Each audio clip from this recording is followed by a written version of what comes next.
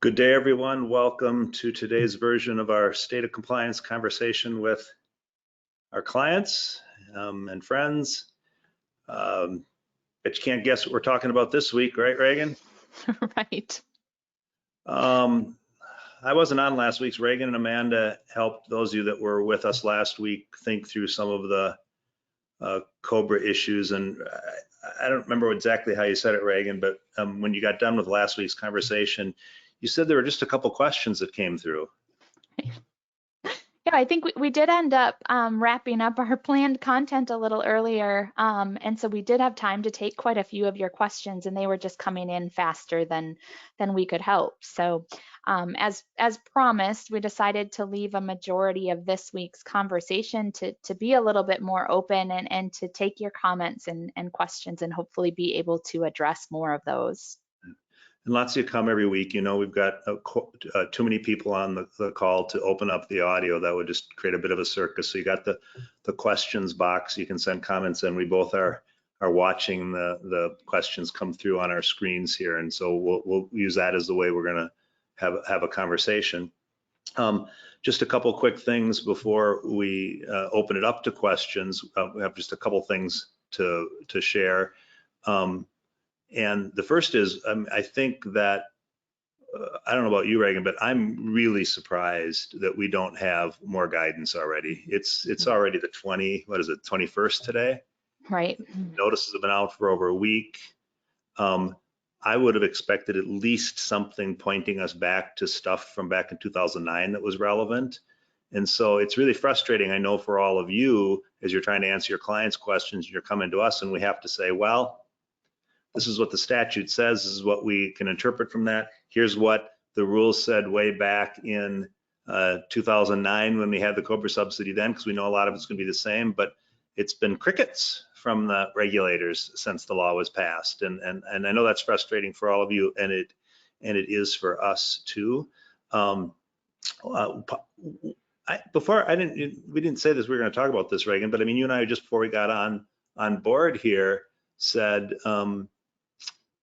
you know, this also is frustrating the efforts of all of us to get people the help they need. Whether you like the COBRA subsidy or not administratively or not, the longer this goes, it's difficult in the way the notices are going to work out. We're going to have lots of people that maybe could have used the help that aren't going to get it because they're not going to get a notice until they've already paid for a bunch of coverage, and it's going to be 2 months of this thing left. And so it is frustrating. Thanks, Kari. You heard that. I hope you're right. Kari heard that one of her contacts at an insurance company thought some stuff was going to get dropped this Friday.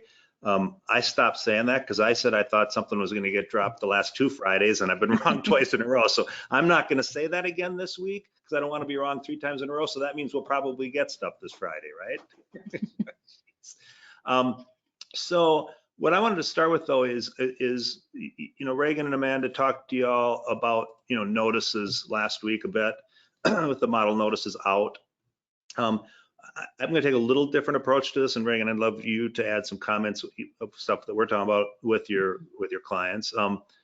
We've been in conversation with a number of TPAs and COBRA administrators, and I'm not trying to defend them. I mean, they're doing the best they can, but they really were faced with a significant challenge here. Most of those administrators use some kind of software system to generate most of the notices and, you know, take the payments and things like that. And they're frustrated because their vendors that they rely on, their systems needed some time to get updated, right? It's pretty unrealistic in the IT world to drop a whole new set of rules and requirements on a software system and say, oh, hey, have it ready tomorrow. And so I know a lot of the TPAs are holding back and waiting on their systems they use to get updated, which, you know, the trickle down effect means you're waiting on them to help your clients to send the notice, and the clients are bugging you.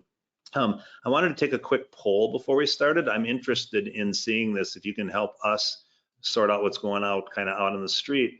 I know you've all been talking to your TPAs, you know, and asking them how, you know, what they're going to do, what their costs are going to be. I'd like to ask to see if, are they giving you any expectations for when they're going to start sending the notice. So I'm going to put up here on the COBRA administrators that you work closest with? I know some of you work with more than one. So think of the COBRA administrators you work closest with. Have they given you any expectations for when they're going to be ready to send the notices out? I'm just going to kind of see what you're being told by, because I know about what is it, 80% of your clients use COBRA administrators. So interesting to see when they, well, this is, thanks, we already got almost half the sentence in. So really, have they not told you anything yet, or have they given you some hint when they're going to be ready to push out the notices? Look at that. Oh, can you see it, Reagan? I can't remember if you see the results, or it's only me when I run it. I can see it, just kind of I can see a little tally in the control bar. So yeah, I'll share it with everybody in just a second. We got a lot of, I'll just give you one more minute here. So, well, I guess it's maybe even a little better than I expected, about what I expected. All right, I'll give you about 10 more seconds here, and then we're going to share. So the question was, are TPAs telling you, or COBRA administrators telling you when they're going to be prepared to send the notice out? All right, I'm going to share what we know so far. Interesting, look at that. Half of you, they haven't even said anything yet, right? And a fair percentage are taking the easy way out and just saying, well, we'll get it out by May 31st. But some sound like they're getting close. All right. Interesting. So Reagan, can you, we want to just talk a little bit about the notices. Can you share one other thing about what we were talking about earlier today about this whole idea of the attestation? Because remember, guys, when the notices were released, they released the summary of premium assistance provisions along with the notices, and it's this document the Department of Labor released that has the eligibility rules in it, but then it's got forms that individuals can use to certify that they're eligible for the subsidy. It asks them, you know, are you eligible for other group coverage? Are you eligible for Medicare? And we just talked about this morning in our staff meeting. We think this should be something the employers use, right? Yeah, and I don't know, it doesn't specifically say that this is required anywhere. The legislation didn't refer to any specific type of attestation or certification, but there are kind of 3 reasons why we think it just is recommended. And it could be something similar to this. You know, the employer could certainly come up with something slightly different, right? But I mean, the DOL already gave us a model notice that would work. And so the first reason is, one of the most common questions we're getting from employers is, well, how would I know if this individual is eligible for other group health plan coverage or Medicare? I don't have that information. And this is the perfect way to get that information by having individuals who want to elect this coverage fill out the form. It breaks it out line by line. You know, did you experience an involuntary termination of employment or reduction in hours, and that's what caused your loss of coverage? And they have to mark yes or no. Are you eligible for other group health plan coverage? They have to answer yes or no. Are you eligible for Medicare? And they have to answer yes or no. So it's going to give the employer that information first off, just to make sure that they're only offering this to COBRA subsidy eligible individuals. The second thing that, and Bob, you came up with this one that's important, is that plans could get some pushback from their carriers or stop loss vendors in regard to whether they really have to let people jump on April 1st. And so we don't expect that there will be pushback if they truly are assistance eligible individuals. But again, if they've got this proof, that's going to make that piece easier as well if there's any question. And then finally, we do expect that the IRS is going to ask for some type of proof or documentation, or at least make sure that employers have it on file that could be audited at some point. So this is going to provide that as well. You know, our best guess is that maybe the IRS will point to this and say that this would be an adequate form of proof that the coverage that was provided was to an assistance eligible individual. So for all those reasons, our recommendation is going to be that employers use that and collect that certification form or something very similar to it before they're adding people back onto the plan April 1st or providing the coverage at no cost. Right. All right, so what we wanted to do today is, again, we didn't want to take a lot of our time telling you stuff you've already heard from us a bunch of times, so we just put up our little slide we've been using, kind of the big buckets. I see some questions starting to come in, so it's open season now. Questions about anything having to do with the COBRA subsidy, shoot them our way, and we'll start to take as many as we can. I'll start, Reagan, with George, confirming what we've been told, but we're starting to get confirmation from carriers that in the small group space where it's state continuation only and the employer is not subject to COBRA, the statute and the rules appear that the carrier should be taking that, and we're starting to get more confirmation. So here we've got in Texas, Humana confirming that the carrier is going to take care of the notice and the payments for someone that's eligible only for state continuation. If you do a lot of small group businesses and you haven't heard yet, push back on your small group carriers, because we think that's the way that's the way that should be. We did just what we're still hoping for some guidance on is, you got situations where people could be eligible for both COBRA and state continuation. And so think of an example of, there's some states that offer state continuation that extends beyond COBRA. Well, the statute says if it's a COBRA eligible AEI, the employer is responsible. If it's a state continuation eligible AEI, the carrier is responsible. Well, who the hell's responsible for one that's both COBRA and state continuation? We don't know that for sure yet. So we're waiting on that one, but at least those ones that are state only, it's working out that the carriers are going to take care of those folks. And just a reminder, that's going to be primarily, right, employers with less than 20 employees that aren't subject to federal COBRA. Could be some church plans, right, if they're larger, because they aren't subject to federal COBRA, but primarily the smaller plans, and then it's going to be tied specifically to a fully insured plan. Those are the plans that are subject to state continuation. If it's a self-funded plan or a level-funded plan, then it probably is not. That reminds me of something. We talked about this about a year ago. This is not even what we're talking about, but this is a perfect environment for this. About a year ago, we started getting some calls that were a little disturbing when some of you consultants are putting really small groups on those level funded self-insured plans. And if you are, be prepared that those employees don't get state continuation or COBRA. If you put a 15 life group on a self-insured level funded plan, it's self-insured, so the state continuation doesn't apply, and it's under 20, so COBRA doesn't apply. So I'm not saying don't do it, but don't get surprised by that if you put a group that small on a level funded plan. Total aside, but that reminded me of that. So I'm going to take the first one up here. Hey, Jana.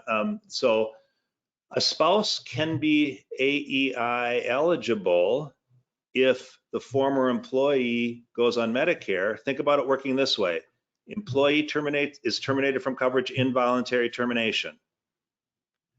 Family coverage, that means both the employee and the spouse are qualified beneficiaries. 6 months later, former employee goes on Medicare. That spouse is still a qualified beneficiary on his or her 18 months of COBRA coverage. And so they absolutely are subsidy eligible.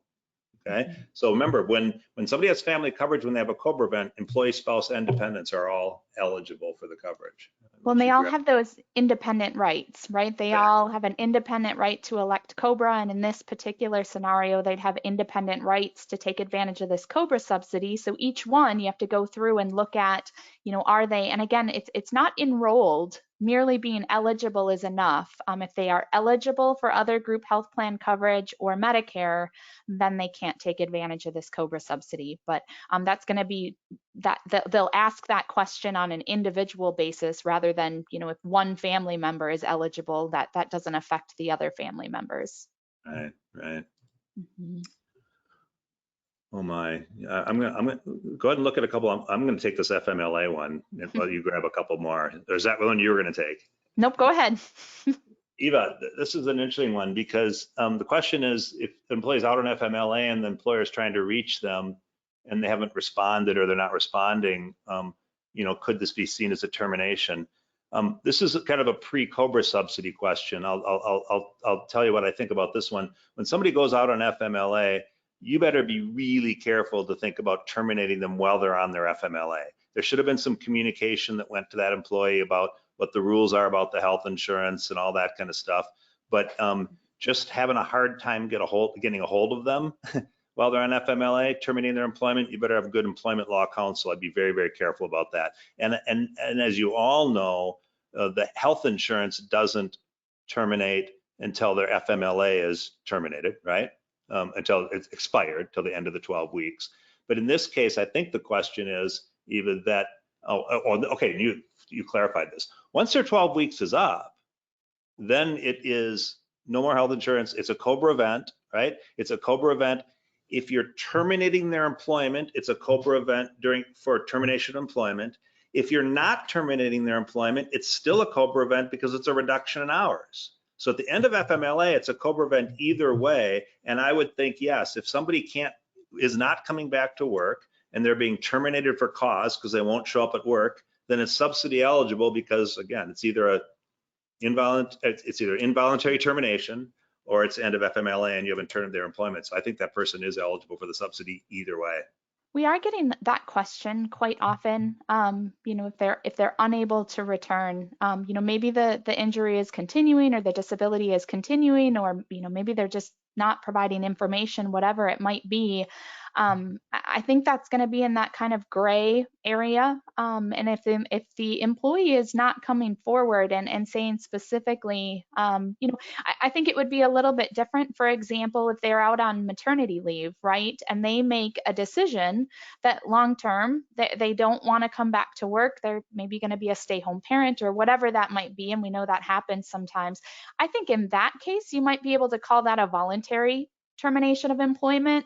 But I think for most other situations where the employer is taking action, either because the employee is unable to return to work or they haven't heard from them, that type of thing, the safer, more conservative approach would be to treat that as an involuntary termination of employment.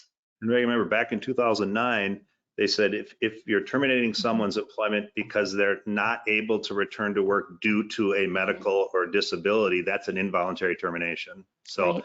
Yeah, I like your idea about voluntary quitting because I'm an attorney, but most of the time, if you're terminated, at least in 2009, that's what the IRS said. I found an easy one. Medical and dental and vision, right? We think the subsidy applies to all of them. It did back in 2009. Okay, and the statute just says not health FSA, so we think the subsidy applies to medical, dental, and vision coverage. And read another one here. We're going to pick that out, Reagan. Yeah, the subsidy expiration notice, that's correct. Jeannie was asking if that's only required for individuals who actually receive the subsidy, and that's exactly right. For those individuals who actually come forward and elect to take advantage of the COBRA subsidy and hopefully provide that certification that they qualify and aren't eligible for other group health plan coverage or Medicare, and then they actually are enrolled in the COBRA and it's being provided either by the employer or the carrier at no cost. If that's coming to an end, either because maybe they reach their maximum coverage period, during this April through September timeframe, or they get all the way to the end of September and it goes away because that's all the longer that Congress made this available, they're supposed to get that notice 15 to 45 days before that subsidy is taken away. It's going to give them information about, either continuing to pay the full COBRA subsidy to keep it going, or alternative coverage options, whether that would be under through the individual marketplace, through other coverage that might be available through another group health plan, whatever that may be. Right. We might have to debate this one, Reagan. Melissa's question. When people go back, an employer goes back and forth between self-insured and fully insured. So someone had their original involuntary termination employment a year ago.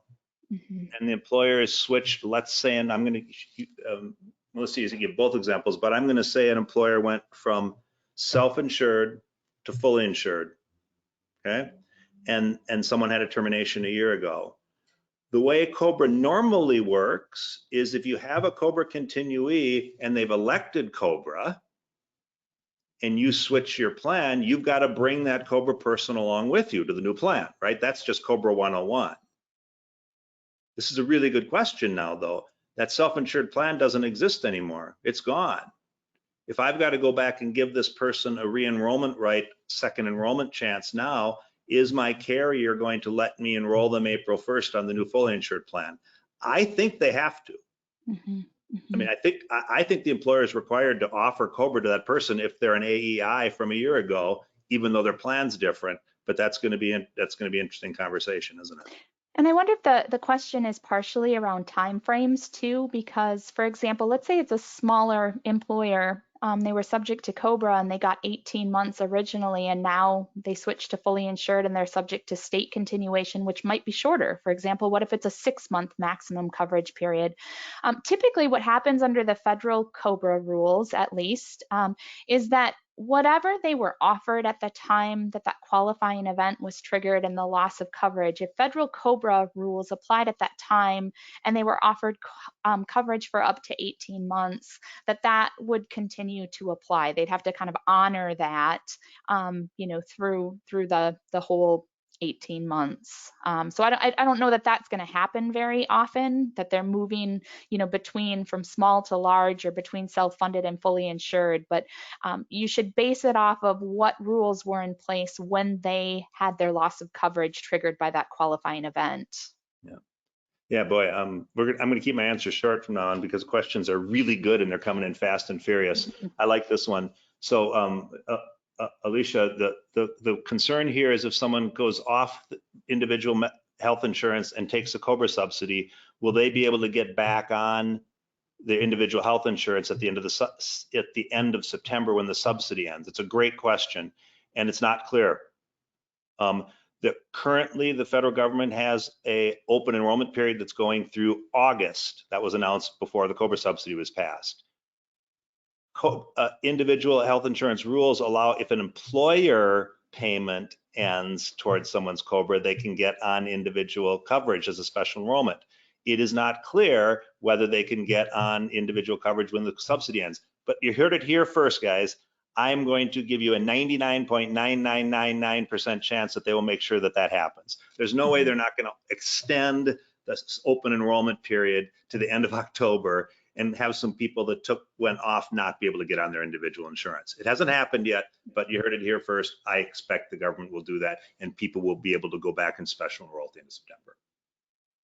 Bob, similar to a response that you kind of gave before, the question is, and this happens all the time, what if the coverage that they were enrolled in at the time that they lost coverage is no longer available? The employer is offering a different plan or a few different plan options. What are they supposed to offer?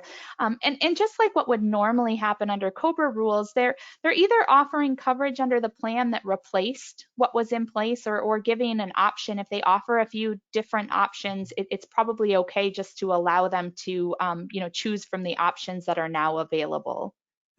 Yep. So does eligibility for just dental and vision make you ineligible for the health insurance subsidy? We don't think so. There was language. It's actually, yeah, it's really clear. It has to be a group medical plan. They have to be eligible for a group medical plan. They specifically say just for accepted benefits or a health FSA or a QSERA, that will not disqualify individuals. So they do have to be eligible for a group medical plan. I like this one. This is part of the problem with the way this is working out. If they elect under the subsidy rules, does the coverage automatically go back to April 1st?